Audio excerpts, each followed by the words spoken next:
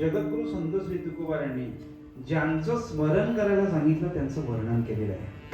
तुकोबारायांनी तो उपदेश केला, तोची मनी स्मरावं, त्याचं मनामध्ये स्मरण करावं. कोणाचं?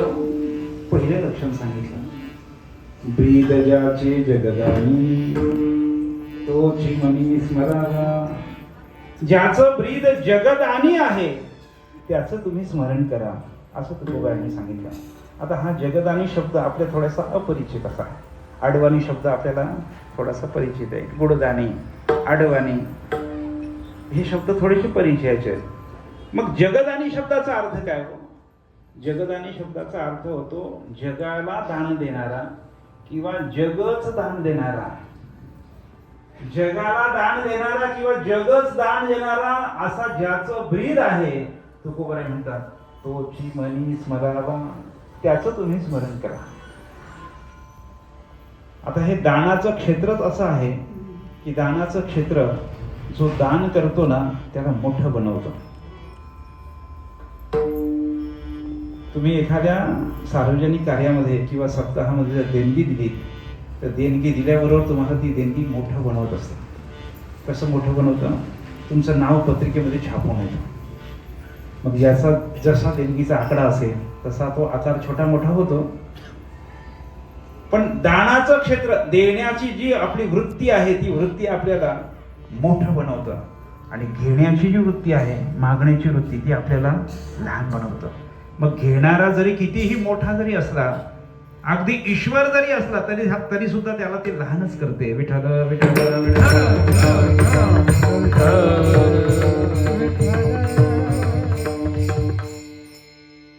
भगवान श्री वामन देवांच्या अवताराचं चिंतन करा. ईश्वराचा अवतार आहे, पण बळीराजाच्या दरबारामध्ये मागायला गेला. ईश्वरी अवतार जरी असला तरी सुद्धा त्याला वामनत्व प्राप्त झालं की नाही? वामन शब्दाचा अर्थ काय हो? लहान, छोटा. म्हणजे ईश्वर जरी असला तरी सुद्धा त्याने जरी मागितलं तरी सुद्धा त्याला लहानपणा प्राप्त होतो. आणि जो देतो तो मोठा. मग आपल्याला मोठं व्हायचं असेल तर देत चला, आणि लहान व्हायचं असेल तर घेत चला. विठ्ठल विठ्ठल.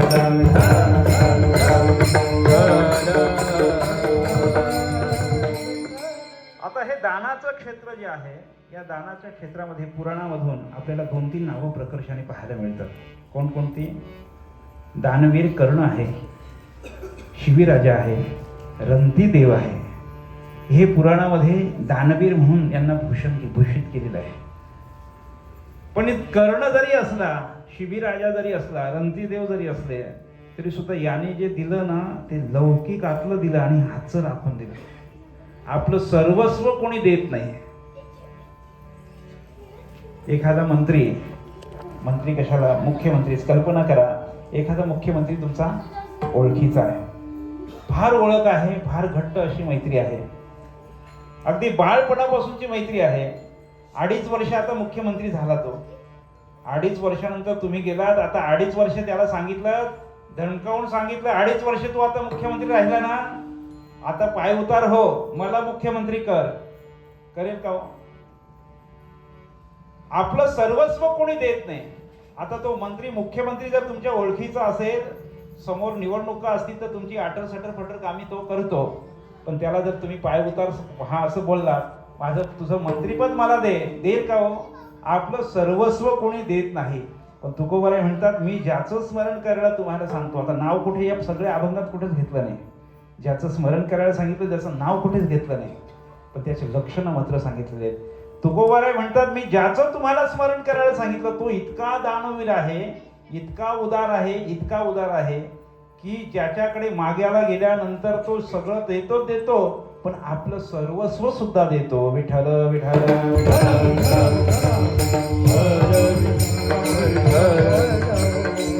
अहो, देण्याकरता 2 हात कमी पडतात म्हणून 1000 हाताने देतो. माझे शब्द नाहीत, ज्ञानोबारायांचे शब्द आहेत. 11व्या अध्यायामध्ये देवाच्या उदारतेचं वर्णन करत असताना ज्ञानोबाराय म्हणतात, बाप उदार परिमितू याच का स्वेच्छा सदोदितू असे सहस्र करी देतू सर्वस्व आपुले अहो आपलं असं सर्वस्व देणारा कोण आहे? तुम्ही त्याची भक्ती करा, तुम्ही त्याचं स्मरण करा. तो जसा आहे तसंच तुम्हाला बनवतो. राम म्हणत रामाची होई रे, राम म्हणत रामाची होई रे, राम म्हणत रामाची होई रे,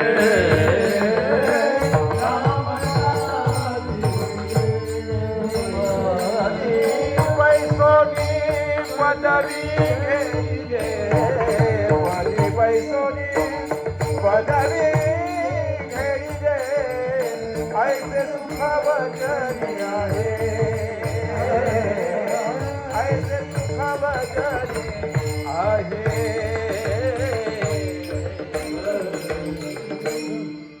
पदी बैसोनी पदवी घेईले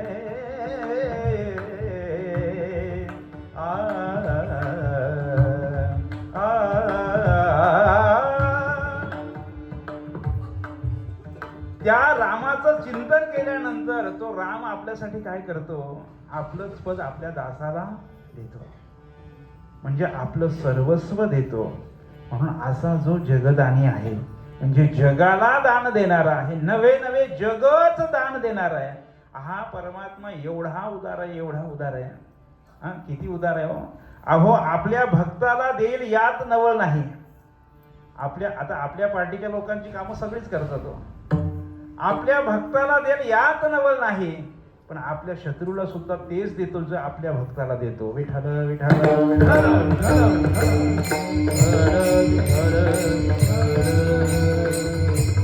ज्ञानोबराय वर्णन करतात. तुवा संकादिकाचे निमाने सायुज्य सौरसूदी धला पुतने, जे विषाचे स्तनपाने मारू आली. आता ही पुतना राक्षसी देवाचा काय सत्कार करण्याकरता आली होती का? सत्कार करता, भक्ती करण्याकरता अहो मुळीच नाही. मग कशा करता? दर्शनाकरता नाहीच हो. कशा करता? अहो स्तनामध्ये विष धारण करून देवाला मारण्याकरता आली होती. कोण होती वही पुतना? कोण होती? अहो बळीराजाची मुलगी रत्नमाळा. त्या भगवान वामन देवांचं जे बाळ गोजीर रूप पाहिलं, आणि रूप पाहिल्यानंतर तिच्या अंतःकरणामध्ये असा भाव निर्माण झाला की या गोजिऱ्या बाळाला आपण स्तनपान करावं. पूर्वीचा काळ होता बरं का तो. पूर्वीच्या काळी स्त्रिया आपल्या बाळाला तर स्तनपान करायचीच, पण दुसऱ्याच्या बाळाला सुद्धा करायची. आता काळ थोडासा बदलला आहे. आता दुसऱ्याचं सोडा, आपल्याच बाळाला सुद्धा स्तनपान करायला तयार नाही.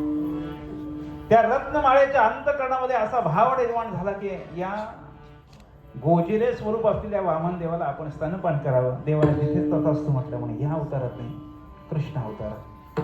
पण ज्या वेळेला विराट स्वरूप धारण केल्यानंतर या भगवान वामन देवांनी बळीराजाच्या मस्तकावर पाय दिला आणि त्याला पाताळात घातलं. पाताळात घातल्यानंतर मात्र विरुद्ध भाव निर्माण झाला. त्याच रत्नमाळेच्या अंतःकरणामध्ये भाव निर्माण झाला की याला विष पाजून मारू की काय. म्हणून देवाने तिथेही तथास्तु म्हटलं, तुझी ही इच्छा सुद्धा पूर्ण करेल. पण कधी? कृष्ण अवतारात. तीच पुतना झाली आणि तिच्या दोन्ही इच्छा पूर्ण केल्या. आता स्तनामध्ये विष धारण करून मारायला आलेली ती पुतना आहे, तिला सुद्धा मोक्ष दिला. कोणता दिला हो? अहो जो सगळ्यात प्रिय असलेल्या संकादिकांना जो सायुज्य मोक्ष दिला तोच कोणाला दिला? तुवा संकादिकाची निमाने सायुज्य सौरसूदी धला पुतने, जे विषाचे स्तनपाने मारू आली. तुकोबाराय म्हणतात असा जो उदार आहे त्याचं तुम्ही स्मरण करा, तोची मनी स्मरावा. मग तुकोबारायला आपण विचारू, तुकोबाराय तुम्ही ते सगळं पुराणातलं सांगितलं, आम्हाला काय दिलं हो देवाने? अहो काय नाही दिलं ते विचारा. काय नाही दिलं? हा देह कुणी दिला? प्रमाण आपल्या सगळ्यांची पाठातली आहेत. देवे दिला देह. क्रियापदाकडे लक्ष द्या. प्रमाणातल्या क्रिया दिला, मिळवला नाही, कमावला नाही, देवाने तो दिला. देवे दिला देह. बरं नुसता देह दिला नाही, उत्तम अशा प्रकारची इंद्रिय सुद्धा दिली. इंद्रिय हात पाय कान डोळे मुख बोलाया वचन. कशा करता दिला हो? जेणे तू जोडशी नारायण. भजनाकरता दिला, भोजनाकरता नाही, देवाला जोडण्याकरता दिला. नुसता देह नाही, उत्तम अशा प्रकारची इंद्रिय सुद्धा दिली. आता एखादं इंद्रिय जरी आपलं निकामी झालं तर किती खर्च करावा लागतो.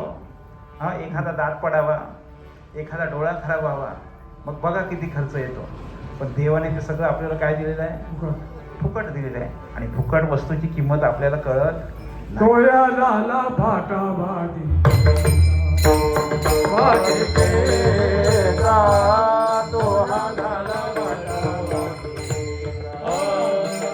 पेचा, डोळा झाला भाटा भाटी पेचा, डोळा झाला भाटा भाटी पेचा.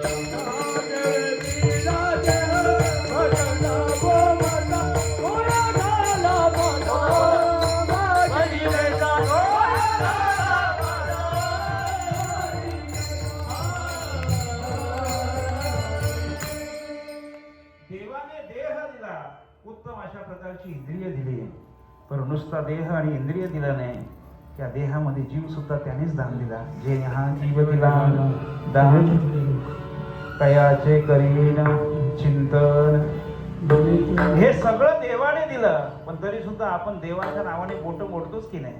हा?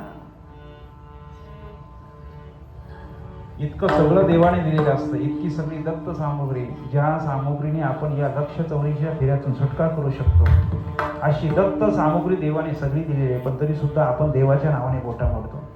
रस्त्याने चालता चालता सहज ओरडत जातो, देवाने आम्हाला काहीच दिलं नाही, देवाने आम्हाला काहीच दिलं नाही. अरे तुझा जितका अधिकार आहे तितका देवाने दिलेला आहे. आणि जर जास्त पाहिजे असेल, थोडं खालच्या शब्दात बोलू का, माफी मागून, जर जास्त पाहिजे असेल तर तुझी लायकी वाढव, देव द्यायलाच बसलेला आहे. विठाला विठाला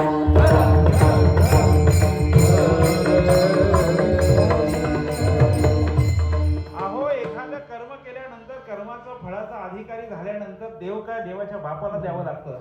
देव काय देणार नाही, फक्त आपण त्याचे अधिकारी झालो पाहिजे. म्हणून देवाने आपल्याला सगळं दिलेलं आहे, तरी सुद्धा आपण देवाच्या नावाने आपण बोटं मोडत असतो.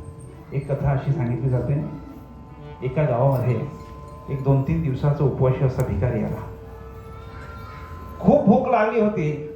एक सकाळपर्यंत जर अन्न मिळालं नाही तर अन्ना वाचून आपण प्राण गमावं याची जाणीव त्याला झाली होती. रात्री 12 वाजता तो एका वैष्णवाच्या दारावर त्याने थाप मारली. थाप मारल्यानंतर रात्री 12 वाजता तो वैष्णव उठला. त्याने विचारलं, कोण आहात तुम्ही, काही काम आहे का आमच्याकडे?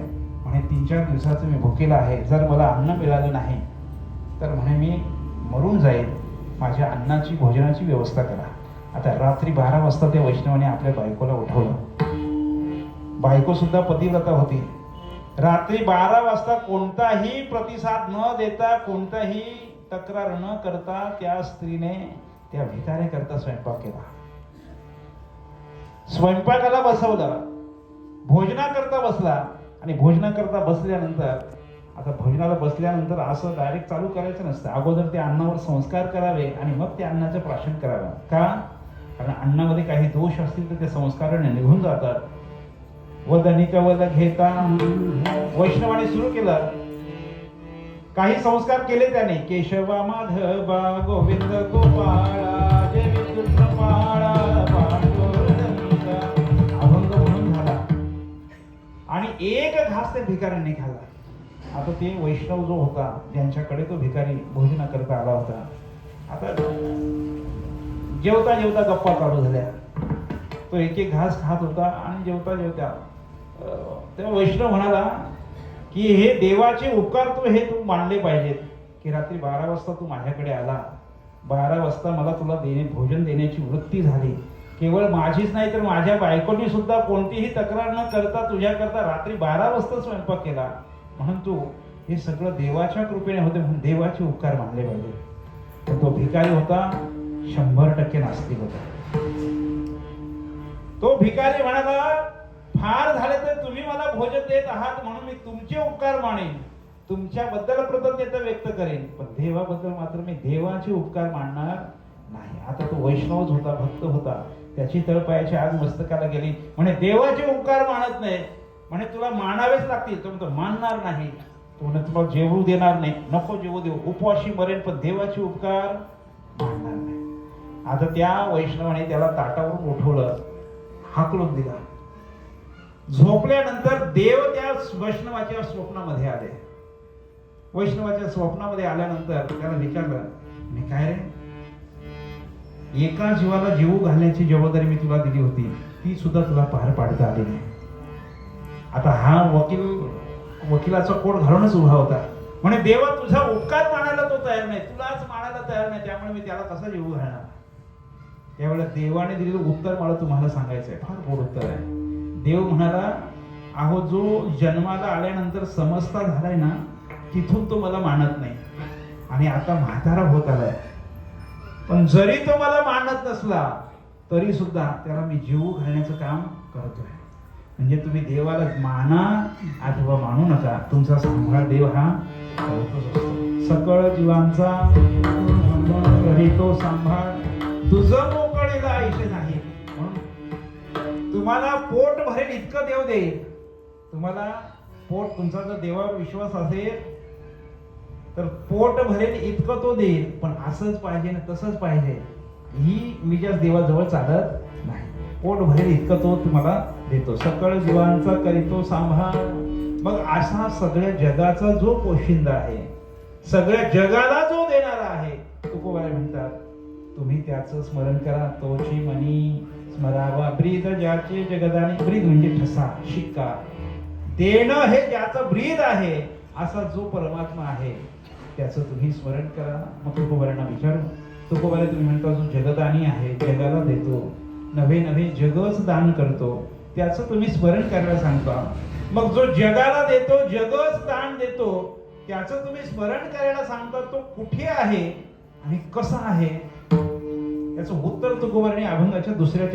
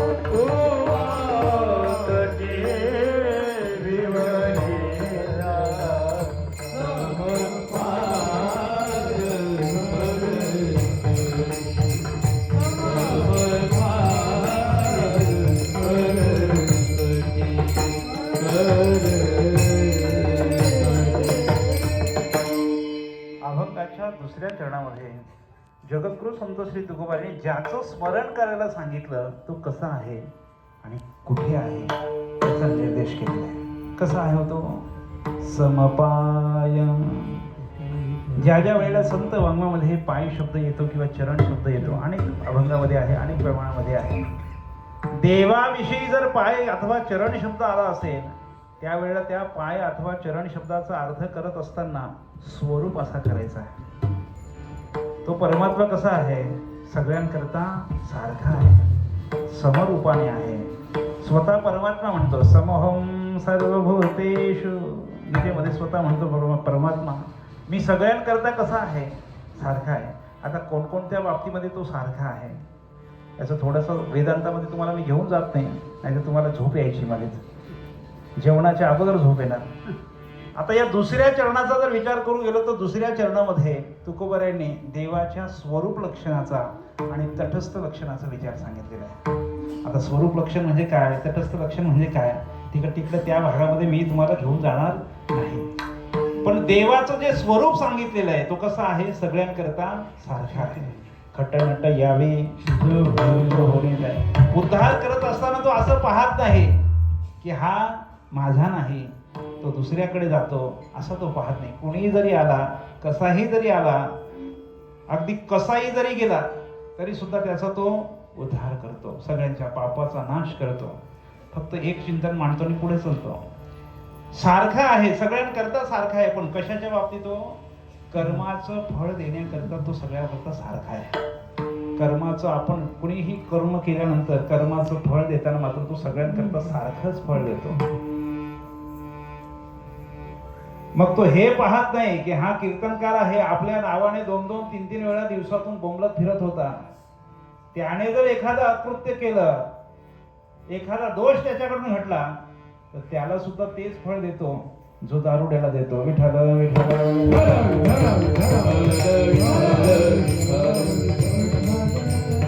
दारुड्याला म्हणजे दारुड्याकडून जरी तोच दोष घडला तर दारुड्याला सुद्धा तेच फळ आहे, आणि कीर्तनकारांकडून तो दोष घडला तर कीर्तनकाराला सुद्धा तोच फळ आहे. म्हणून कुणी अशा भ्रमात राहू नये की एकाकडे पाप करायचं आणि एकीकडे पुण्य करायचं. पुण्य केल्यानंतर पाप कमी होत नसतं. बाबांचे गोड वाक्य सांगतो, वारी आणि चोरी एकत्र चालत नाहीत. विठ्ठल विठ्ठल.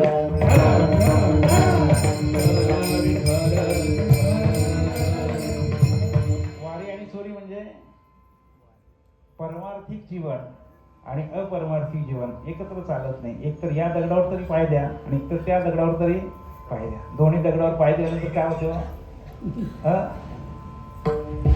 मग फजिती होते. म्हणून कर्मफळाच्या बाबतीमध्ये देव कोणालाही सगळ्यांकरता सारखा आहे. अहो कर्माचं फळ देव स्वतः भोगतो. ज्ञानोबाईंचा फार गोड अभंग आहे, परीसी गभाला सादर कर्मे निर्वंश झाले सगर कर्म विंधिले शारंगधर. इथे अंडरलाईन मारा. कोण होता हो भगवान कृष्ण. अहो कर्तुम अकर्तुम शक्ती असलेला, अन्यथा कर्तुम शक्ती असलेला हा भगवान गोपाळ कृष्ण, पण त्याने सुद्धा कर्म मांडले. अहो त्याने मांडले यात नवल नाही. भगवान शंभू सुद्धा म्हणतात, शंभू ते माणी आपण कर्माचं फळ. अहो देव म्हणतो मी स्वतः भोगतो तर तुम्हाला भोगावं लागेल यात नवल नाही, मलाही भोगावं लागतं. पण कर्माचं फळ देत असताना तो सगळ्यांकरता सारखा आहे. मग फळ देत असताना तो असं पाहत नाही की हा आपल्या पार्टीतला आहे, त्या पार्टीतला आहे. अहो देवाला भोगावं लागलं यात नवल नाही. देवाने कर्माचं फळ देत असताना देवाच्या बापाला सुद्धा सोडलं नाही. राजा दशरथाचा विचार करा, देवाचा बाप असून सुद्धा नरकाला जावं लागलं. विठ्ठल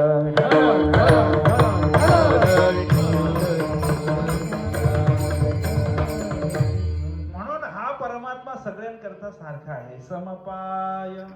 मग सगळ्यांकरता जो सारखा आहे, जो सर्वांचा आहे, मग तो कुठे आहे तर उभा तटी भिवरीच्या, भीमा नदीच्या तीरावरती तो उभा आहे. नाव नाही सांगितलं बरं का, पण लक्षण सांगितलं. कुठे उभा आहे तो, भीमा नदीच्या तीरावरती उभा आहे. आणि कसा उभा आहे, कमरेवर हात ठेवून उभा आहे. कटिकर समचरण साजरे येथे माझे हरी भक्ती राहो, समचरण वृत्ती विटेवरी साजरी येथे माझे हरी भक्ती राहो. कटिकर समचरण साजरे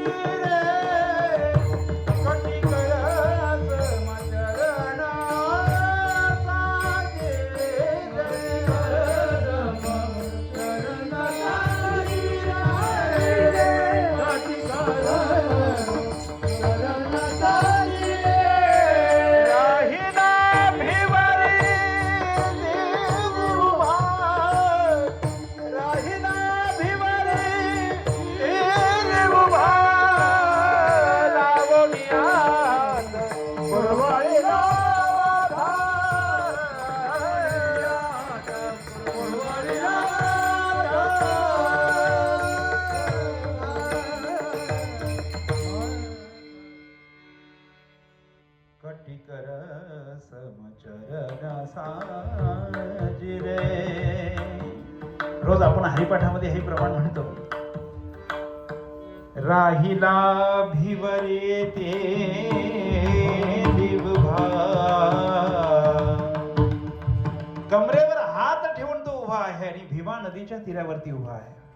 आता त्याने कमरेवरच हात का ठेवले हो? कमरेवर हात का ठेवले? याची जवळपास 101 कारणं तुम्हाला पंढरी महात्म्य नावाचा एक छोटासा ग्रंथ आहे, त्या ग्रंथामध्ये तुम्हाला 100 कारणं मिळतील. आता 100 मी तुम्हाला सांगणार नाही आणि त्याच्यात आपलं कीर्तन होऊन हो सर. 2-3 महत्वाची कारणं सांगतो. पुराण काळामध्ये 3 रामांचा विचार आहे. एक परशुराम आहे, एक दाशरथी राम आहे आणि एक बळराम आहे. देवाने कमरेवर हात ठेवले. कमरेवर हात ठेवून तो सांगतो, मी अगोदरचा परशुराम नाही, नंतरचा बळराम नाही, मी दाशरथी राम आहे, म्हणून हे दाखवण्याकरिता कमरेवर हात ठेवले. आता वेगवेगळ्या भक्तांनी वेगवेगळे भाव सांगितले. आता पुतना राक्षसी ज्या वेळेला स्तनामध्ये विष धारण करून आल्यानंतर देवाने ती विष प्राशन करताना डोळे मिटले. का मिटले याची 27 कारणं भागवतकारने सांगितलेली. तशी देवाने कमरेवर हात का ठेवले? अनेक भक्तांनी जसं जसं आपला भाव आहे तसं तसं भाव व्यक्त केलेला आहे. काही भक्तांनी असा भाव व्यक्त केला की पांडवांच्या यज्ञामध्ये देवाने पत्रावळी उचलून उचलून देवाची कंबर दुखली, म्हणून देवाने कमरेवर हात ठेवला. माझ्या भक्तांकरता हा भवसागर कमरे एवढा आहे हे दाखवण्याकरता कमरेवर हात ठेवले. भक्तांची कामं करता करता देव थकतो म्हणून कमरेवर हात ठेवले. आणि कारण सांगता येतील. कमरेवर हात ठेवले. समपाय करकटी, कथेवर हात आहेत, कमरेवर हात आहेत आणि उभा आहे भीमा नदीच्या तीरावरती उभा आहे. राहिला भिवरी तिरी उभा, ते हे समचरण साजरे विटेवरी पहा भीमा तिरी. भीमा नदीच्या तीरावरती तो कमरेवर हात ठेवून उभा आहे.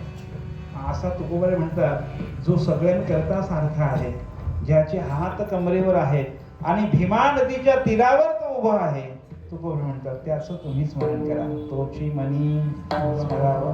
मग तुकोबाऱ्यांना आपण विचारू, जवळजवळ 9 वाजत आले. तुम्ही जगदानी आहे, जो जगाला देतो, जगच दान करतो, त्याचं स्मरण करायला सांगितलं. जो सगळ्यांकरता सारखा आहे त्याचं स्मरण करायला सांगितलं. ज्या देवाचे हात कमरेवर आहेत त्याचं तुम्ही स्मरण करायला सांगता. जो भीमा नदीच्या तीरावर विटेवरती उभा आहे त्याचं तुम्ही स्मरण करायला सांगता. पण ज्याचं स्मरण करायला सांगता तो दिसायला कसा आहे हो? कसं आहे उत्तर? तुकोबारांनी उत्तर दिलं अभंगाच्या 3ऱ्या चरणावर.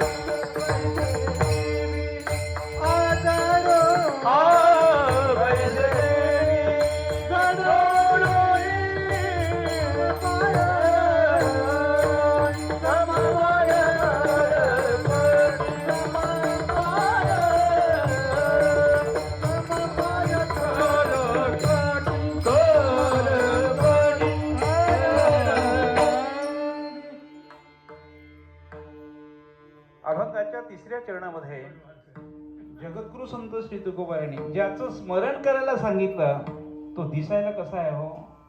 तुकोबारायांनी सांगितलं पाहिल्या वेध लावी बैसे जीवी जडोनी. आता या तिसऱ्या चरणाचा आणि राहिलेल्या चौथ्या चरणाचा भाव आपल्याला पाहायचा आहे उरलेल्या वेळेमध्ये. पण तत्पूर्वी एकदम मोठ्या प्रेमाने देवाचं भजन करा. विठोबा